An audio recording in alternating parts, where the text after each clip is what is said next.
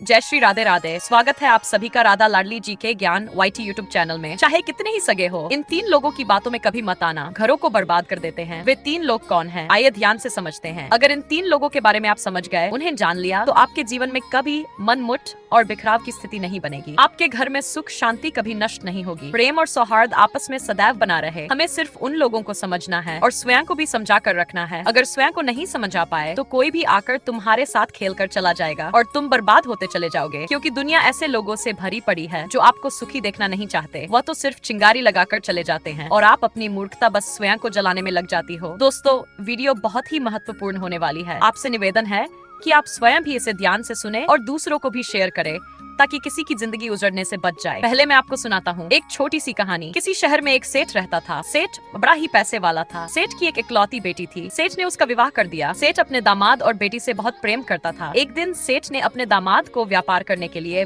10 लाख रुपए दिए। अपने ससुर से पैसे लेकर सेठ के दामाद ने व्यापार शुरू कर दिया। दामाद का व्यापार खूब अच्छा चलने लगा, यहाँ तक कि सेठ का व्यापार उसके सामने मंद पड़ गया। सेठ के दामाद ने अभी तक सेठ से जो पैसे लिए थे वे लौटाए नहीं थे। सेठ को भी कोई चिंता नहीं थी। दामाद और बेटी की तरक्की से सेठ बड़ा खुश रहता था, किंतु उनकी खुशियों से और उनकी तरक्की से जलने वाले लोगों को ये बिल्कुल भी अच्छा नहीं लगता था। उन्होंने सेठ और सेठ के दामाद को एक दूसरे पर भड़काना शुरू कर दिया। कोई कहता, अरे सेठ जी, तुम्हारा दामाद तो तुमसे ही पैसे लेकर व्यापार शुरू किया और तुमसे आगे निकल गया, आपके पैसे लौटा दिए या नहीं? कुछ ने दामाद को अनाप शनाप बहका दिया। नतीजा ये हुआ कि दोनों के बीच किसी बात को लेकर झगड़ा हो गया। झगड़ा भी इतना हो गया कि दोनों ने एक दूसरे के घर जाना बंद कर दिया। घृणा और द्वेष दोनों के मन में इस कदर पनप गया कि एक दूसरे की अपने मित्रों और रिश्तेदारों में निंदा करने लगे। कभी दामाद के सामने ससुर की चर्चा चल जाती तो दामाद उनकी खूब बुराई करते नहीं थकता। कभी ससुर दामाद की खामियां निकालता। दोनों में इतनी कड़वाहट बढ़ गई कि सेठ 15 साल तक अपनी बेटी के घर नहीं गया। सेठ वैसे तो भगवान का उपासक भी बहुत अच्छा था, लेकिन इसी नफरत और द्वेष के कारण उसकी साधना भी लड़खड़ा लगी। भजन,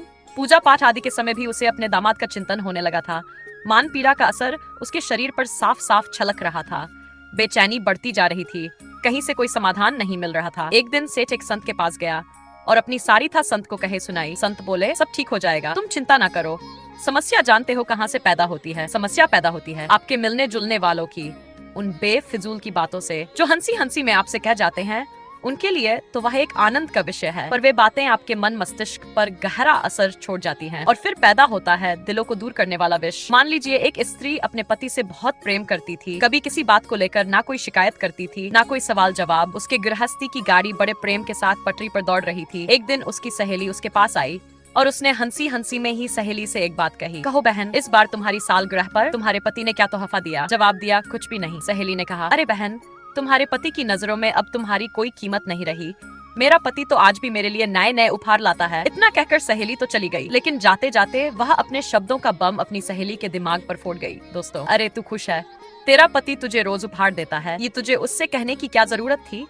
वह भी तो अपनी जिंदगी में खुश ही रह रही थी, पर तेरी इन बेफजूल की बातों ने उसका सारा खेल बिगाड़ दिया। शाम को जब उसका पति आया तो पत्नी का मुंह में लटका हुआ मिला। फिर दोनों में कुछ कहा सुनी हो गई। झगड़ा बढ़ता चला गया, माँ बाप तक पहुँच गए, मारपीट होने लगी। आखिरकार बात तलाक तक पहुंच गई। कुछ दिन बाद दोनों अलग अलग हो गए। स्त्री के मात्र एक जुमले ने उनकी खेलती जिंदगी को जहन्नुम बना दिया। इसी तरह हजारों घर बर्बाद होते रहते हैं, सिर्फ यार दोस्तों की उन बातों से जो हंसी हंसी में आपसे कह दी जाती है और उनको हम अपने दिमाग में पालक रख लेते हैं। ऐसा ही एक वाक्य और है। एक लड़का किसी दुकान पर काम करता था। दुकान मालिक उसे महीने के एक देता था। उन एक दो हज में उसकी अच्छी खासी गुजर चल रही थी। एक दिन उसका दोस्त उससे मिलने उसके घर पहुंच गया और पूछने लगा, मित्र तुम कहाँ काम करते हो? जवाब दिया, एक दुकान मालिक तुम्हें कितने पैसे देता है? उत्तर दिया, 1-2। मित्र ने पूछा, बस 1-2-3 में तुम्हारी जिंदगी कैसे चल जाती है? आजकल तो बहुत महंगाई बढ़ गई है, कम से कम 3-4 हज तो होता ही। इतना कहकर दोस्त तो चला गया, मगर उसे अब वही बात की सनक चढ़ गई। उसने अपने मालिक से पैसे बढ़ाने की जिद कर दी। मालिक ने पैसे बढ़ाने से इनकार कर दिया तो उसने दुकान पर काम करना छोड़ दिया। नतीजा क्या निकला?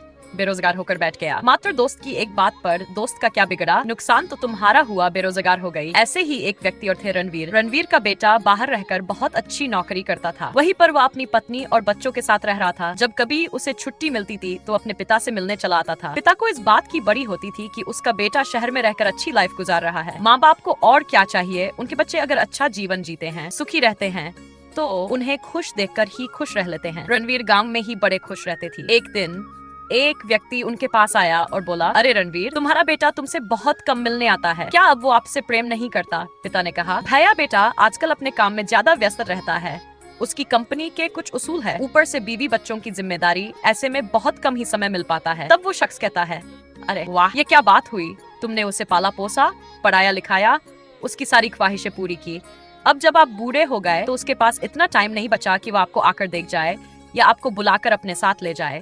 वक्त का ना मिलना तो एक बहाना है, बुढ़ापे में कौन किसको पूछता है। इतना कहकर वो शख्स चला गया।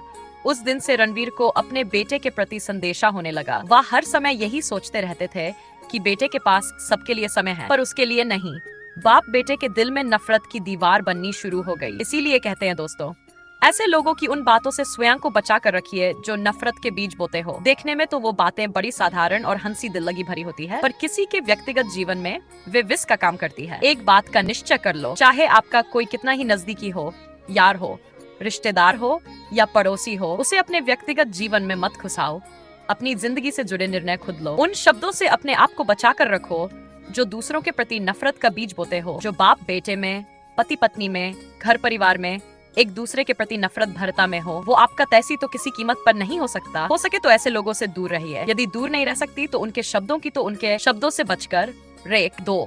जो लोग अपने मतलब के समय आपके पास आए, बाकी समय आपसे दूर रहे, ऐसे लोग कभी आपके तैसी नहीं हो सकते। कुछ लोग दो तरह के होते हैं, जो आपके प्रिय भी रहना चाहते हैं और आपका बुरा भी चाहते हैं। ऐसे लोग अक्सर नफरत के बीच बोने वाली बातें करते हैं। जो व्यक्ति यहाँ की बात वहाँ कह दे और वहाँ की यहाँ कह दे, तो समझ लेना वह आपका भला नहीं कर सकता। संत ने सेठ जी से कहा, सेठ जी तुम एक काम करो, यदि इस नफरत को मिटाना चाहते हो तो तुम कुछ फल और मिठाइयाँ लेकर अपने दामाद के घर जाओ और दामाद के पास पहुंचकर उनसे सिर्फ इतना कहना कि बेटा, सारी भूल सारी कमियां मुझसे हो गई थी, मुझे क्षमा कर दो। सेठ जी बोले, महाराज जी ये क्या बात हुई, मैंने ही उसकी मदद की और मैं ही से क्षमा मांगो, ये कहाँ का न्याय है। संत बोले, देखो, जब दो लोगों में झगड़ा होता है तब थोड़ी बहुत गलती तो दोनों ओर से होती है, किसी की ओर से ज्यादा होती है, किसी की ओर से कम। तुम्हारी गलती तो यह है कि तुमने मन ही मन अपने दामाद को बुरा समझा और दूसरों की वो बातों को ज्यादा तवज्जो दिया। एक बार मन में नफरत आने के बाद तो फिर आपने उसकी निंदा, आलोचना, तिरस्कार तो किया ही होगा।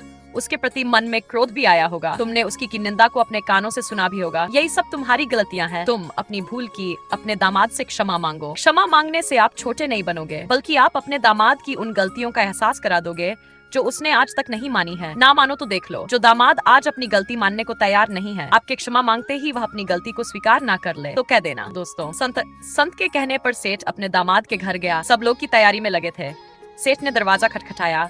दरवाजा सेठ के देहो देहो ने खोला। सामने नाना जी को देखकर सब चौंक गए। सेठ के हाथों में बहुत सारे फल और मिठाइयाँ थी। बच्चे नाना जी को देखकर खुशी से उछलने लगे। पापा, मम्मी, देखो कौन आए हैं, नाना जी आए हैं। बेटी और दामाद सेठ को देखकर बड़े खुश हुए और हैरान भी थे। बेटी पिता को अपने घर आया देख खुशी से पुलकित हो उठी। 5 वर्ष बाद पिता बेटी के घर आए थे। देखकर बेटी का गलरंद आया, कुछ बोले नहीं भर रहा था। सेठ ने वे फल और मिठाइयाँ मेज पर रख दी और हाथ जोड़कर दामाद से बोले, बेटा, सारी भूल मुझसे हुई है, मुझे क्षमा कर दो। क्षमा शब्द निकलते ही उनके अंदर का प्रेम आंसू बनकर बहने लगा। दामाद उनके चरणों में गिर गए और अपनी भूल की रो रो कर क्षमा मांगने लगे। ससुर के प्रेम आंसू दामाद की पर और दामाद के प्रेम आंसू ससुर के चरणों में पिता पुत्री से और पुत्री पिता से क्षमा मांगने लगी। क्षमा और प्रेम की ऐसी गंगा बही कि सब अपने अपने अंदर गलती दे रही थी। दामाद भागते भागते गए और ससुर के 2 लाख रुपए लाकर उनके आगे रख दिए। ससुर ने कहा, बेटा, मैं इन कौड़ियों को लेने के लिए नहीं आया हूँ, मैं अपनी भूल का पश्चाताप करने और द्वेष को खत्म करने के लिए आया हूँ। मेरा आना सफल हो गया। दामाद ने कहा, पिताजी, जब तक आप ये रुपए नहीं लेंगे तब तक मैं स्वयं को क्षमा नहीं कर पाऊंगा। दामाद की तसल्ली के लिए सेठ ने भी रुपए ले लिए और लेकर बेटी और नातिया में बांट दिए। चारों तरफ प्रेम ही प्रेम बरस रहा था। सेठ को आज क्षमा की ताकत का पता चल गया था कि मेरी एक क्षमा ने सारे दिलों की नफरतों को मिटा दिया। 2 दिन तक सेठ बेटी के घर पर रुके। उसके बाद सब लोग उन्हें स्टेशन तक विदा करने के लिए आए। सबकी आंसू में प्रेम के आंसुओं का सैलाब था। दोस्तों, मैं उम्मीद करता हूँ ये वीडियो जरूर पसंद आया होगा। तो चलिए अपनी कीमती राय कमेंट में दीजिए और मिलते हैं आपसे अगली कहानी में एक और चर्चा के साथ। आप सभी का बहुत बहुत धन्यवाद। जय श्री राधे राधे।